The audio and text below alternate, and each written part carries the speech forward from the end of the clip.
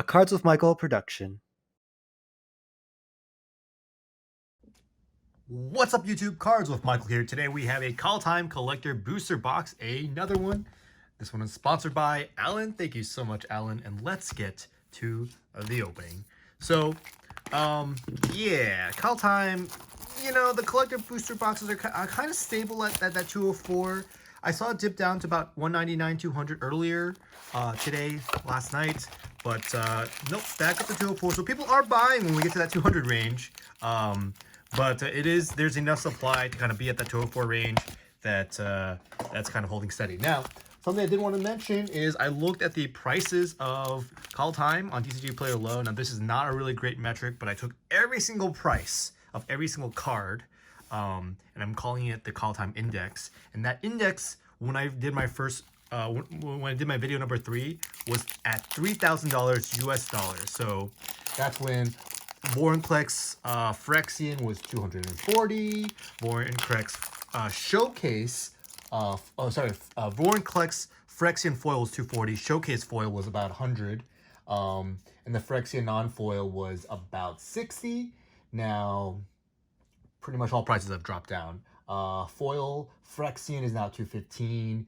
Foil Showcase is now 70 instead of about 100. So the index now reflects at 2,215. So about an $800 decrease. This is expected, guys. This is expected. I don't know what else to say, but that it's expected. We have an Elderfang Venom, of course, another commander card to start things off. We have a Tundra Fumarole. And, you know, it's not a big surprise because, once again, the set has not released yet. It's just that, unlike other sets, the supply of this set actually is meeting demand. And, you know, I think that's a good thing. You guys, I don't know if you guys play other TCGs, but there's no gouging. If you want some product, you can get product. And, of course, I consider that a good thing. We have an Esika's Chariot.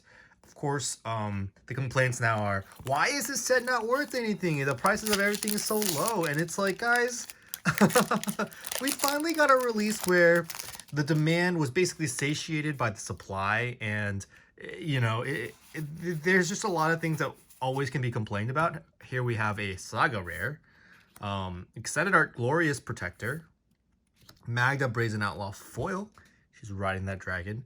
And I don't know what to say. I really don't. It's like, it's hard to strike a balance between, you know, making sure everyone gets product and that product is still valuable, right? It's tough because if that product was really valuable, it would mean maybe there's a shortage in supply, right? Ascendant Spirit. We'll give this a sleep. This is a nice one as well. Of course, for those who are wondering, I do use these top load perfect sizes. I like them a lot, but they are a little bit on the expensive side. I believe I pay about $5 for 100 of these. And so yeah, that's that. Ooh, actually I have one that's already kind of been used. Let's go ahead, sleeve this guy up. Now, we just opened 2 packs while I was ranting. Have you guys had a chance to get some Kaldheim yourselves?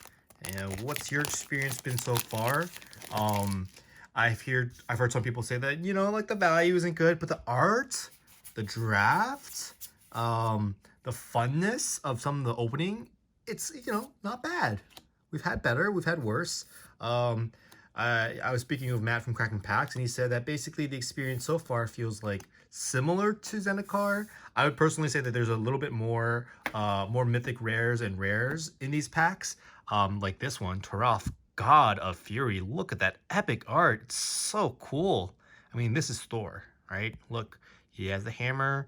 He shocked that guy up to a skeleton. Let's look at the other side. And yeah, Toralf's hammer. Look at that art. Who did it? Matt Syker. It's beautiful. It is just gorgeous art. What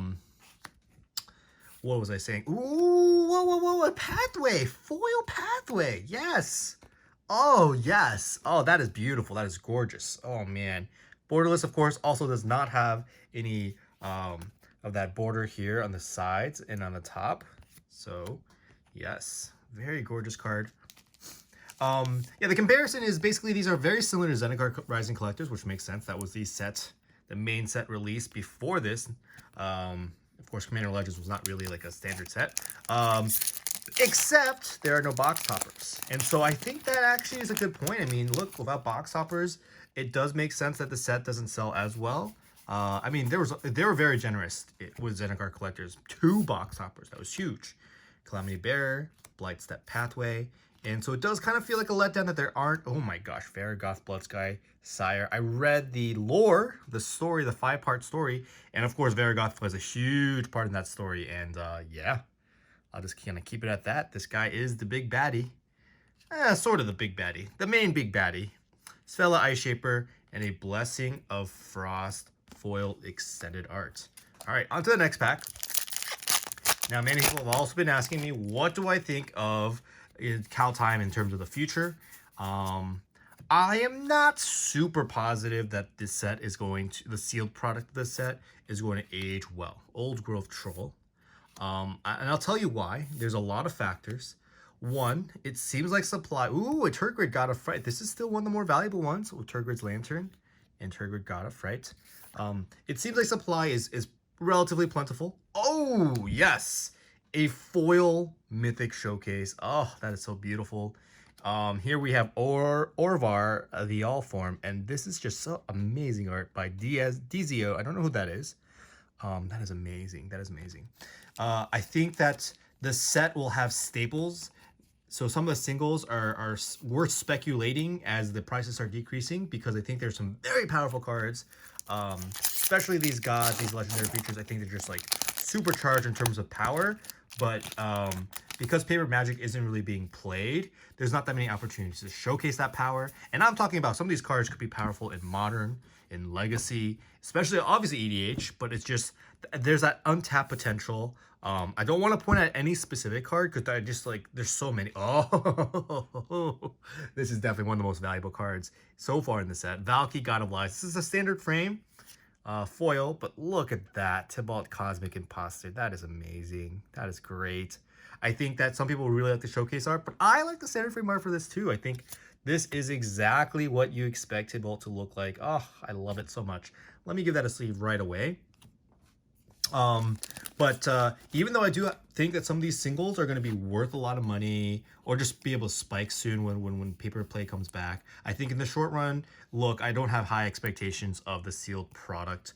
And you know, that's just, it comes from experience in kind of being in this space for a little bit of time. Kolvori, God of Kinship.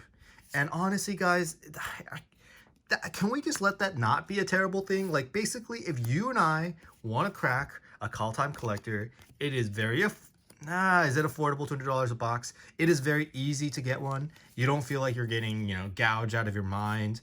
MSRP doesn't exist for this, but you know stores are paying about $170, $180 per box.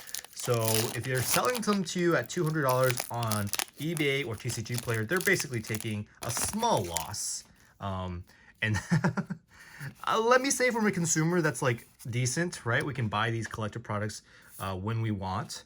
But from the seller perspective, I mean, Magic is just terrible. Like, I don't expect, here's a little Tyrite Sanctum. This is in the story as well.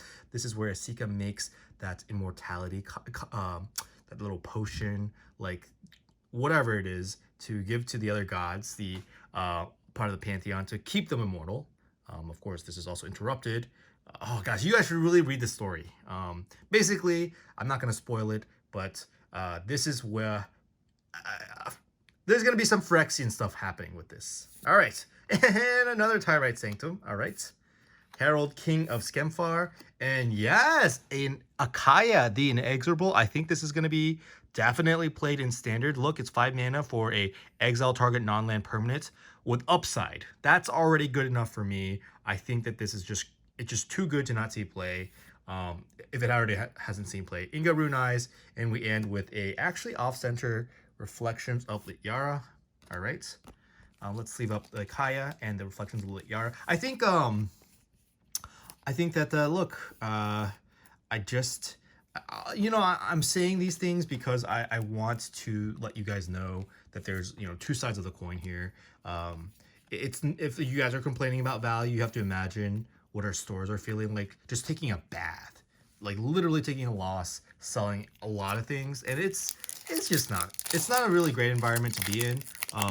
I would see if your local store is selling these collector packs at like a relatively high price, and just like honestly ask them like how well have sales gone, because I spoke with one of my stores and I think they sold 2 collectors.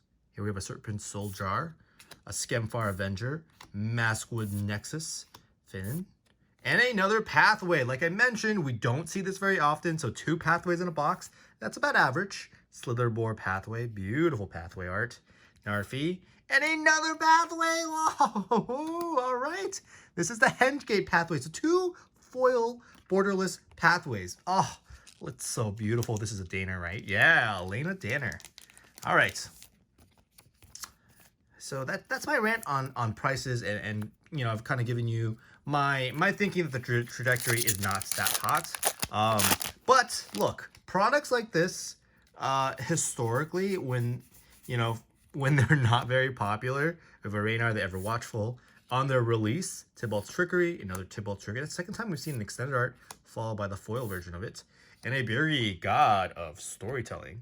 Historically, when we've seen this happen, I think what happens after that is the product actually does decently well, because there's this like underbuying of it, and ooh, another Tybalt emblem. Magda Brazen Outlaw, beautiful. This is one of the cards. I really think it's going to be a good one. I think it's going to be a spicy one. Historically, when that happens, in a couple of years, this set might age well. But who has time for that, right? Stores don't have time for that. You and I might have time for that, but for the short term, which is a few, like this month and next, I don't expect this set to appreciate. I expect it to continue trending downward, not by too much, because we're already in the territory where stores are taking a loss selling these. So they want to sell the product at the current prices on eBay and TCGPlayer, given the fees. But we will see that trending down as more stores kind of realize, oh, we're not going to be able to sell our product. Now, I just, I think that means it's a buying opportunity for those who really believe in this set or enjoy this set. And the problem is we are now basically a year into this no standard, no modern, no paper play. So the demand for the paper cards, and this is kind of the double-edged sword of Magic. Magic is very, like, the value in cards is especially modern cards and standard size cards, is very based on the value of their play. And without that play ability, it's just tough. Like Pokemon, and to an extent Flesh and Blood, a lot of those cards are more for collectors. In Ethereal Valkyrie, hey, a Mystic Reflection, that's a little bit of value there. Battle for Beta Guard. But Magic, so much of it is in play. Toski, Bearer of Secrets, that without play, it's not a big surprise that values are dropping. Here we go. It's so interesting. Last box, we literally just got 1 pathway. So am I wrong? I mean, we've opened 4 already, and I really haven't seen that many pathways yet. This box, 3 borderless foil pathways. That's literally, we're only missing 1, and we'd have all 4 in this set. All right, last pack of Kaldheim. I really hope we pull something really spicy to end things off.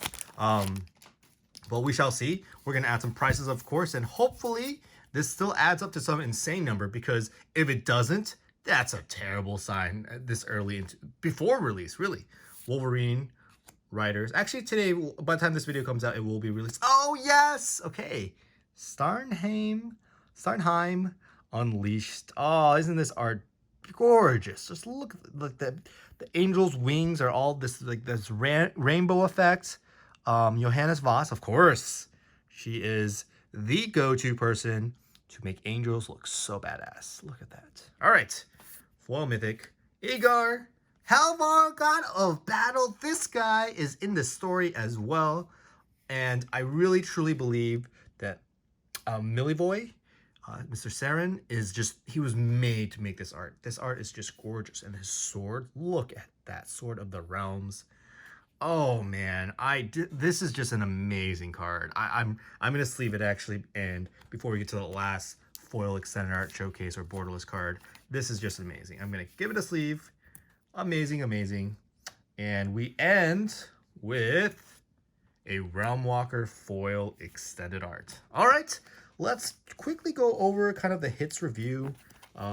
Basically all the cards that I gave a sleeve, and then we'll end up this video. Hopefully you guys enjoyed it. Oh, Halvar, we just saw it.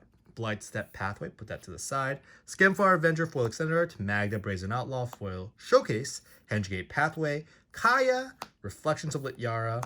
Runeforge Champion. Valky, God of Lies. Orvar, the All Form foil mythic showcase. And an Ascendant Spirit foil extended art. And here are our Pathways, Bark Channel, Hengegate, and Blightstep. And here are the backs of them. Look at that. Beautiful art. All right, guys. What a great opening. Hope you guys enjoyed. I'll see you on the next one.